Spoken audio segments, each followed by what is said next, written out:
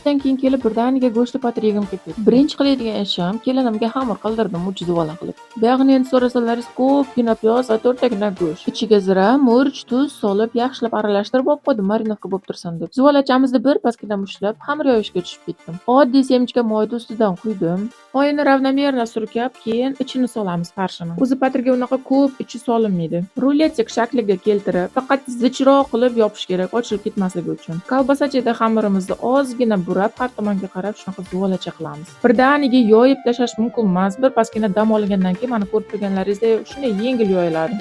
Duxovkamni zaranya yoqib qo'ydim. Duxovkam o'zi ham mini duxovkachada. Patnischasi ham kichkinagina, juda katta dumaloq xamir sig'maydi. O'shaning uchun uzunchoqroq bo'lib chiqadi xamir nonlarim. Sizlar ham yaxshi ko'rasizlarmi patirni? Ayniqsa yoshligimizda piyoz patirlar yerdik-ku, go'shtsiz bo'lsa ham shunaqa zo'r ketardi.